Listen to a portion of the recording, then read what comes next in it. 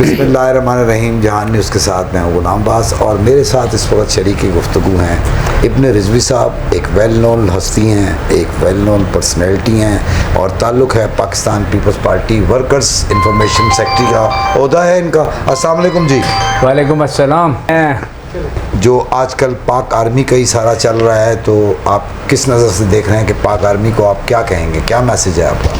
देखिए, मैं अस्सलाम वालेकुम जी। आपका पहले तो बहुत शुक्रिया कि आपने इस अहम मौजू पे मुझे बोलने का मौका दिया। मैं शुरू दिन से कहता था कि हाफिज़ साहब जो थे ये बड़ा डट आदमी है और इसको इजी मत लिया जाए। और हाफिज़ साहब ने पाकिस्तान की जो इज़्ज़त वक़ार में इजाफ़ा किया है उसका जितना जिक्र किया जाए वो कम है। हाफिज़ साहब ने और मौजूदा हुकूमत ने पाकिस्तान के अंदर जो उन्होंने 6-7 दिन ड्रामा रचाई रखा हिंदुस्तान ने, उसके बाद जो मुंह तोड़ जवाब दिया और 1 घंटे में सारी दुनिया को इस चीज़ पर मजबूर कर दिया कि वो पाकिस्तान के पैर पड़ गया कि पाकिस्तान प्लीज़ आप अपनी ये जंग रोक दें। और वो हाफिज़ साहब और हुकूमत पाकिस्तान इंडिया को बार बार कह रही थी कि देखो तंग ना करो, देखो तंग ना करो, हमारा जवाब जो आएगा बर्दाश्त नहीं कर सकोगे। और ये बात उन्होंने उस दिन रात को साबित की कि पाकिस्तान का पायलट, पाकिस्तान की आर्मी जिस तरह लड़ा और जिस तरीके से उन्होंने आधे घंटे में इंडिया के 12-14 टारगेट किए, मैं पाकिस्तान की आर्मी को और एयरफोर्स को सलूट करता हूँ और फ़ख्र करता हूँ अपनी आर्मी पे कि उन्होंने अगली पिछली सब धो दी। पाकिस्तान जिंदाबाद, पाक फ़ौज जिंदाबाद। इब्न रिजवी साहब, मुझे ये बताइएगा कि अब पीपल्स पार्टी का आप क्या सिनेरियो देख रहे हैं, आगे जाके पीपल्स पार्टी क्या करेगी? क्योंकि हमेशा से पीपल्स पार्टी जो पास थी, भुट्टो साहब के बाद फिर बेनज़ीर ने इसका बेड़ा संभाला और उस वक़्त तक 9 पार्टियां एक तरफ और पीपल्स पार्टी अकेली, और विनिंग पोजीशन पे होती थी, प्राइम मिनिस्टर ही पीपल्स पार्टी। ऐसा क्या हो गया कि आफ्टर जरदारी साहब जब इन्होंने संभाला और अब ये पोजीशन है कि पंजाब में बिल्कुल ज़ीरो पोजीशन है। ऐसे मेरी चंद दिन पहले कुछ मिनिस्टर्स से बात हुई हैं, मैं नाम नहीं लेना चाहता, तो उन्होंने ये कहा कि अब हम पंजाब में इसको मजबूत करेंगे पीपल्स पार्टी। आप क्या देख रहे हैं? देखें, पहले तो बात यह है कि जो लड़ाई झगड़ा और जंग थी उसके बाद आपने एक बड़ा अहम सवाल ये किया कि पाकिस्तान पीपल्स पार्टी को अब आप आगे कहाँ देख रहे हैं। पाकिस्तान पीपल्स पार्टी मोहतरमा बेनज़ीर भुट्टो की शहादत के बाद मैं बिला तकल्लुफ़ ये बात कहूँगा कि हमने वर्करों को नज़रअंदाज किया, वर्करों से रब्ता ख़त्म कर दिया।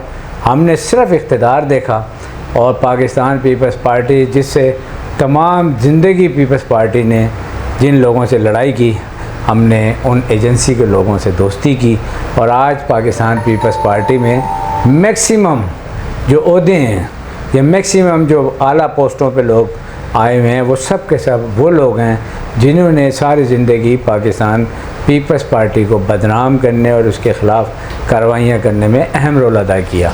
जिसने से जनाब आसिफ अली जरदारी को 10% कहा वो आज मरकज़ी लीडर है।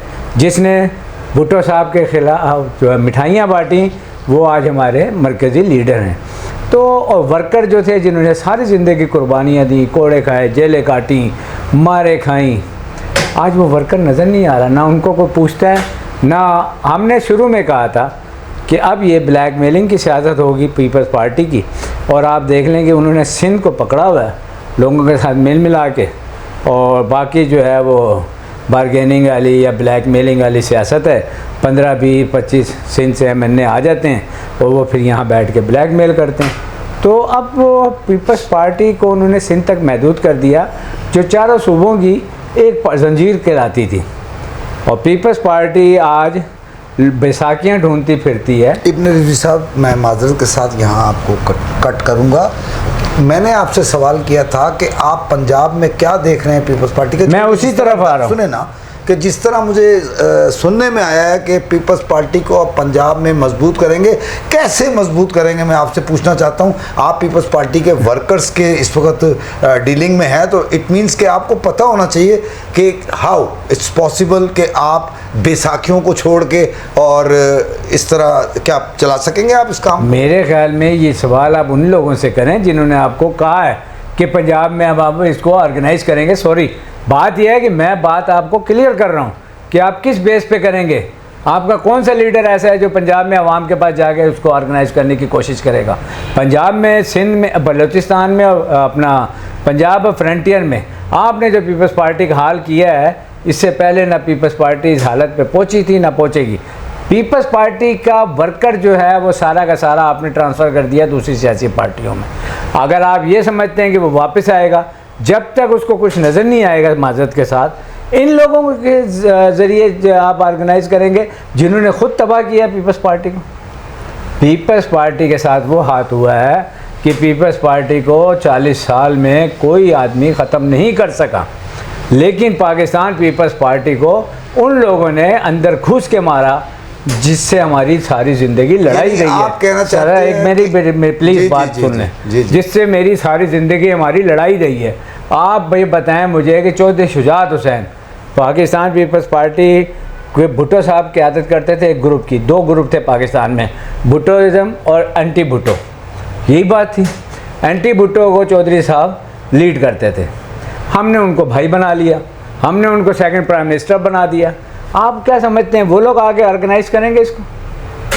जितने पीपल्स पार्टी का कारकुन था जिन्होंने कुर्बानियाँ दी, कोड़े खाए, मारे खाए, जेलें काटी, आपने उनको तो धक्का दे दिया। आप वो के साफ कह देते हैं कि हमें इनकी ज़रूरत नहीं है, अब कुछ करोगे तो देखेंगे। तो अब तो करने वाली कोई बात ही नहीं रही है।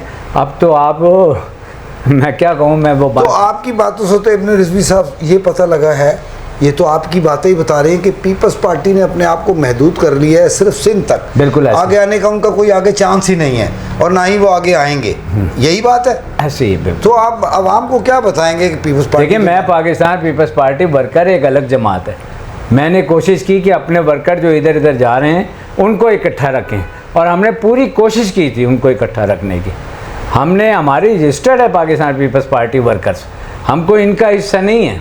हम भुट्टोइज़म के लिए लड़ रहे हैं, हम बेनज़ीर भुट्टो के लिए लड़ रहे हैं, हम उस पार्टी के लिए लड़ रहे हैं। आज भी हमें आफरे हुई, हम नहीं गए, ठीक है ना। लेकिन हमें उम्मीद नहीं है कि ये लोग दोबारा इनको ऑर्गेनाइज कर सकेंगे। जो मर्ज़ी जोर लगा लें, मुझे बताएं कि सिंध से ला के पंजाब में जलसे करते हैं, आप क्या ऑर्गेनाइज कर रहे हैं? आप लोग बतानी। पीपल्स पार्टी के जो लोग नाराज़ होते हैं, मोहतरमा बेनज़ीर भुट्टो के साथ मैंने काम किया 26 साल। बीबी का कोई वर्कर नाराज़ होता था तो वो जाके उसके घर में 15 लीडरों को भेजती थी कि राज़ी करके लाओ, हमें इसकी ज़रूरत है। आज आपके यहाँ कोई नाराज़ होता है, आप उसको कहते हैं कल का जाता आज दफ़ा हो, आज चला जाए वो। आपने किसी कारकुन को इज़्ज़त ही नहीं दी यार। किसी कारकुन के लिए आपने कोई कोशिश ही नहीं की कि आप उसको मुकाम दें, इज़्ज़त दें। जो है आपने चंद लोगों का एक टोला बना लिया है जो इस पार्टी को, वो वज़ीर आज़म भी वही, स्पीकर भी वही, फिर कोशिश करता है गवर्नर भी मैं हो जाऊँ, फिर कोशिश करता है वज़ीर आलम भी। यानी कि चंद लोगों को आपने इस पार्टी के ऊपर मुसल्लत कर दिया है। जब तक आप पार्टी के लोगों को उसका हक़ नहीं देंगे, कारकुनों को इज़्ज़त नहीं देंगे, एहतराम नहीं करेंगे उनको, उस वक्त तक आप पंजाब में या फ्रंटियर में इसको ऑर्गेनाइज नहीं कर सकेंगे। इब्न रिजवी साहब, अगर मैं यहाँ गलत ना कहूँ तो ये तो इस बात का अंदिया नज़र आ रहा है मुझे कि जितने पीपल्स पार्टी के बेलॉस मतलब मुजाहिद थे, वो सारे शिफ्ट कर गए हैं पीटीआई के अंदर, और इसका भी बड़ा धचका पड़ा है पीपल्स पार्टी को। तो इन्होंने कम बैक करवाने की कोशिश ही नहीं की। आपकी बात ने तो साबित कर दिया कि जिसने कल जाना है वो अभी चला जाए। हाँ। तो हाउ ये ड्रीम कैसे अब ट्रू होगा बेनज़ीर का कि किस तरह ये पीपल्स पार्टी अब ऊपर को आएगी? तो ये तो फिर तो लगता है कि आहिस्ता आहिस्ता ये सिंध में भी अपनी साख खो देगी। सर हुकूमत आज ना हो तो आप सिंध में भी फारिग हैं, समझ आइए। और यहाँ के लिए तो मैं बिल्कुल नाउमीद हूँ। अगर कोई ये कहता है कि आप पंजाब और सरहद में दोबारा ऑर्गेनाइज करेंगे पार्टी को, तो मैं सॉरी कर रहा हूँ। मैं वहाँ अपने आप को वो आज़ाद कर रहा हूँ कि पीपल्स पार्टी अब इन इलाकों में अपने आप को ऑर्गेनाइज नहीं कर सकती उस वक्त तक जब तक भुट्टोइज़्म का जो मकसद था उस मकसद पे ये दोबारा नहीं आते और वो उस कारकुन को, उस ओहदेदार को इज़्ज़त नहीं देंगे उस वक्त तक। सॉरी, मैं नहीं समझता। यहाँ मैं आपको एक बात और भी बता दूँ, ये अभी पिछले ही दिनों की बात है या 2 महीने 3 महीने पहले की बात है कि किसी ने बाकायदा ये भी कहा कि ये बड़ा अजीब सा शॉकिंग था सबके लिए। बात ही ऐसी थी कि जो मरियम नवाज़ साहिबा इस वक्त नो डाउट जी बहुत काम कर रही है, इसमें तो कोई डाउट ही नहीं है कि एज ए वज़ीर आला पंजाब वो बहुत काम कर रही है। लेकिन कराची से ये सदा उठी है, जहाँ इनकी गवर्नमेंट सिंध में ये कर रहे हैं वहाँ से ये सदा उठ रही है कि छोड़ो जी इनको, हमें आप मरियम नवाज़ इधर दे दो। ये क्या इस पार्टी के लिए अच्छी बात है? मैं अभी सिंध के दौरे पे था, मैं 1 महीना लगा के आया हूँ और आपकी बात को मैं सेकंड करता हूँ। ये हकीकत है कि अब वहाँ की आवाम भी कहती है कि शहबाज शरीफ हमें दे दो, मरियम नवाज़ हमें दे दो, इसमें कोई शक नहीं। शायरा फैसल जैसा रोड जो वहाँ का सबसे चमकता दमकता रोड हुआ करता था, मैं उस रोड पे खड्डे देख के आया हूँ जो अभी 3 महीने या 4 महीने पहले बना था। उस रोड पे आप गुज़र नहीं सकते हो।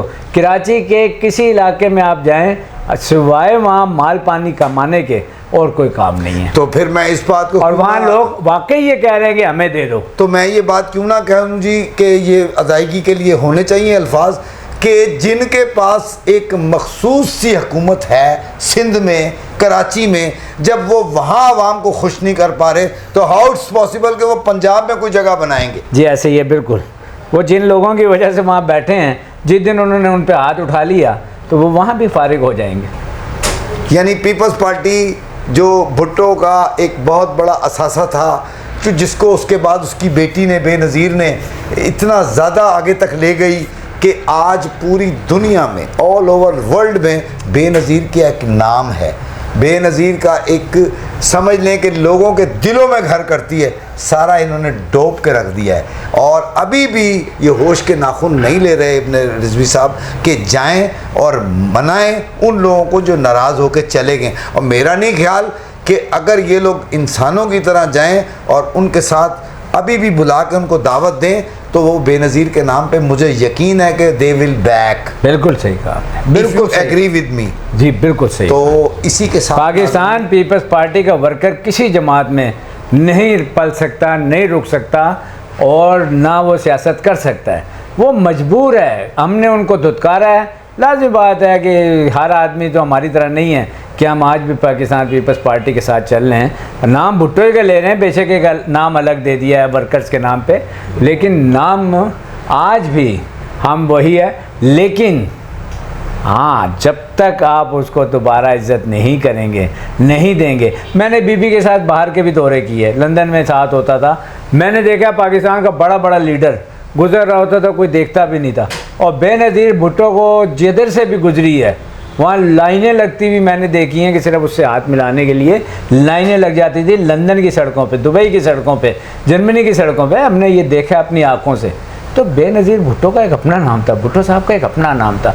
वो सियासत भी जानती थी, वर्कर को प्यार इज़्ज़त एहतराम देती थी। इसलिए वर्कर यार, जिस वर्कर को वो सलाम कर देती थी वो 6 महीने तक चार्ज हो जाता था। आज आप किसी को करीब नहीं आने देते।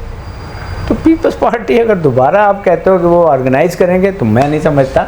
हमें बड़ी उम्मीदें थी जी कि हमारे जो बेनज़ीर की तस्वीर बिलावल भुट्टो जो रखता है इतना, वो उसमें इतना है सेंस और वो सारा कुछ समझते हुए भी क्यों नहीं वो कोई हिकमती अमली ऐसी बनाता, क्यों नहीं वो अपने ओल्ड जो उनकी सीनियर हैं उनको साथ मिला के उनसे मशवरा करके ख़ुद क्यों नहीं उनके साथ सिटिंग करता, ख़ुद क्यों नहीं उनके पास जाता। कोई मुश्किल नहीं है कि बेनज़ीर की ये तस्वीर अगर बिलावल भुट्टो, मैं अपने चैनल के तवस्सुत से बावसूख कह रहा हूँ और बिल्कुल हाज़िर नाज़िर जान के कह रहा हूँ कि अगर आज भी बिलावल भुट्टो उठे और उनको नाराज़ लोगों को मनाए, मनाना क्या है, एक दफ़ा उनके पास चला जाए वो खुद ब खुद इसको गले लगा लेंगे कि ना करते हुए भी भुट्टो की याद तो उसके अंदर बैठी है ना बेनज़ीर की। तो मुझे यकीन है अगर बिलावल भुट्टो ऐसा कर लें कि अपने नाराज़ लोगों के पास सिर्फ चले जाएं और उनको लेके आज भी अगर कोई पस मंज़र ऐसा पेश कर दें, तो आप तो पंजाब की बातें कर रहे हैं, मेरा ख्याल है पूरे पाकिस्तान में आज भी बल्ले बल्ले और भुट्टो भुट्टो हो जाएगी, अगर मैं गलत नहीं कह रहा तो। यार आपने बहुत अच्छी बात की और मैं आपकी बात को बिल्कुल अप्रिशिएट करता हूँ, आपने बड़ी अच्छी बात की। लेकिन 2007 से जिन लोगों ने पीपल्स पार्टी पे कब्ज़ा किया या यूँ कहूँ कि जो लोग काबिज़ हैं पीपल्स पार्टी पे, मेरे ख्याल में वो जो बिलावल भुट्टो को ये काम करने नहीं देंगे। वजह यह है कि अगर बिलावल भुट्टो को उन्होंने ये काम करने दिया तो इन अपने लोगों का जिनका इस सियासत से या पार्टी से ताल्लुक़ कोई नहीं है, इनका वजूद ख़त्म हो जाएगा और वो ये नहीं चाहते हैं। इसलिए पार्टी के कारकुनों को और बिलावल भुट्टो को बहुत दूर रखा गया है और जो काबिज़ हैं वो ये काम नहीं करने देंगे। यही हम पहले दिन से कह रहे हैं कि इन लोगों से जान छुड़ाएं, बिलावल भुट्टो अपनी वालदा की तरह, अपनी नाना की तरह आवाम में आएँ, ठीक है ना। सिर्फ तो शायद हो जाए, लेकिन ये लोग अपने खौफ से, आप ये देखेंगे इस वक्त किसी को उनके करीब नहीं भटकने दिया जाता। उन्होंने एक पूरा ग्रोह बनाया हुआ है, जो उसके इर्द गिर्द होते हैं वो धक्के दे रहे होते हैं, तो कारकुन अब जाते नहीं। तो बेनज़ीर भुट्टो जिस रास्ते से गुजरती थी वहाँ से गुजरना अज़ाब होता था। आज आप बिलावल से कहेंगे सड़क से ऊपर गुजर जाए, आप देख लेंगे क्या हालात हैं। वजह क्या है कि आप उनको करीब नहीं आने देते, कारकुनों को, वर्करों को, आवाम को, उनको दूर रखा हुआ है, क्योंकि खौफ ये है कि अगर वो कारकुन सामने आ गया हमारी छुट्टी हो जाएगी। बिल्कुल आपने इब्न रिजवी साहब अल्फाज की जो तर्जुमानी की है, जो अदायगी की है, मैं समझता हूँ जो कुछ मैंने कहा खुदा का शुक्र है कि आपको समझ में आ गई। जब एक फ़र्द वाहिद को समझ आ गई, पीपल्स पार्टी के एक अदना से कारकुन को, जिसने बेनज़ीर के साथ एक तवील वक्त गुजारा, जो इन्होंने अभी ख़ुद बताया इब्न रिजवी साहब ने, तो जब मैंने ये गोश गुजार की तो उन्होंने इस बात को अप्रिशिएट भी किया और उन्होंने ये भी कहा कि आपने बिल्कुल ठीक कहा, तो क्यों नहीं अगर एक बंदा इसी वक्त राज़ी हो गया है तो बिलावल साहब ये काम अगर कर दें तो एक दफ़ा फिर मरकते भुट्टो पे वो पानी के मझधार बिछेंगे और कब्र भुट्टो से आवाज़ आएगी, ज़िंदा है भुट्टो, ज़िंदा है। इसी के साथ इजाज़त चाहूँगा, शुक्रिया के साथ इब्न रिजवी साहब से, और मेरे साथ हैं कैमरामैन कमर अब्बास, मैं हूँ गुलाम अब्बास। इजाज़त दें, अल्लाह हाफ़िज़।